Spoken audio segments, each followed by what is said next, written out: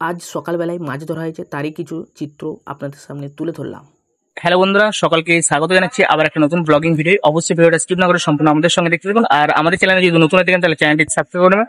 তো ফেসবুকে এটা পেজটা ফলো করে রাখবেন। আজ আমরা যাবো রামজীবনপুর থেকে পাঁশকুড়া, এবং কি করতে যাবো এবং কোথায় যাবো তা অবশ্যই আমরা এই ভিডিওর মাধ্যমে তুলে ধরবো। খুবই ইন্টারেস্টিং হতে চলেছে ভিডিওটা, স্কিপ না করে সম্পূর্ণ আমাদের সঙ্গে দেখতে থাকুন।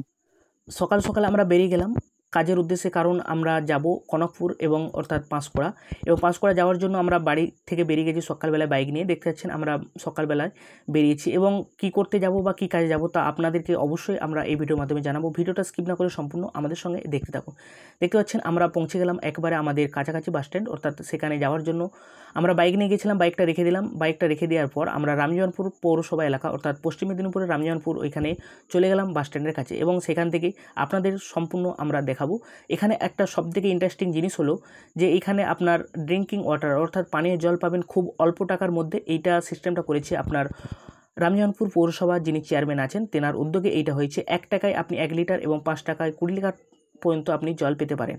দেখতে এখানে কিভাবে জাল রিফিল করা হয় তা আপনাদের সামনে সম্পূর্ণ তুলে ধরার চেষ্টা করছি। দেখতে পাচ্ছেন এখানে একজন সাধারণ মানুষ আছেন, তিনি এখানে প্রথমে টাকাটা প্রবেশ করে দিল। দেওয়ার পর এখানে যে গ্রিন বোতামটা আছে ওটা টিপে দিল। টিপে দেওয়ার সাথে সাথে দেখেছেন এখানে জল লোড হতে লেগে গেল। আপনার যেরকম প্রয়োজন বা যেরকম জলের প্রয়োজন সেই রকম আপনি এখান থেকে নিতে পারেন। এই উদ্যোগটা খুবই সুন্দর এবং খুবই ইন্টারেস্টিং বা খুবই ভালো, সাধারণ মানুষের জন্য খুবই সুন্দর। দেখেছেন আমরা বাস স্ট্যান্ডের কাছে দাঁড়িয়ে আছি এবং এখানে অনেক জনসাধারণ দাঁড়িয়েছে, কারণ যে যার উদ্দেশ্যে বা যে যার কাজে যাবে। এবং দেখতে দেখতে আমাদের গাড়ি চলে আসলো। গাড়িতে আসার সাথে সাথে আমরা গাড়িতে উঠে পড়লাম। এবং আপনারা ভাবছেন যে চন্দ্রকোনা গাড়ি এখানে কেন লাগানো আছে।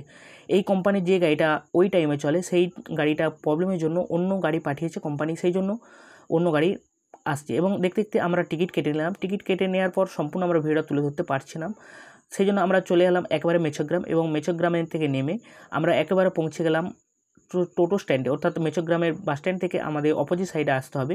এবং সেখানে আসার পর আমরা এখানে টোটো ধরবো, এবং টোটোতে 5 জন হলেই তবে সেই টোটো ছাড়বে। এবং 5 জন মোটামুটি কিছু কেমন হয়ে গেল, হয়ে যাওয়ার সাথে সাথেই টোটো ছাড়বে, সেই জন্য আমরাও একটু ভিডিও করে নিলাম। দেখতে আমরা 2 জন যাচ্ছি, এবং আমার এটা হলো অপারেটর। অপারেটর মানে যদি জেনে থাকেন তাহলে অবশ্যই আপনি কমেন্ট বক্সে জানিয়ে দিন।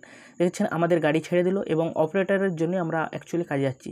দেখছেন এখানে পাঁশকুড়া বনমালী কলেজ, অর্থাৎ আজকে শিক্ষক দিবস আছে। এখানে শিক্ষক দিবস উপলক্ষে অনেক ছাত্রছাত্রী আসছে এবং খুব ড্রেস করে আসছে। এবং তারপরে আমরা পৌঁছে গেলাম জামিয়া ইসলামিয়া মাজাহিরুল উলুম কনকপুর, অর্থাৎ এখানে একটা খুবই পুরানো মাদ্রাসা একটা আছে, খুবই সুন্দর।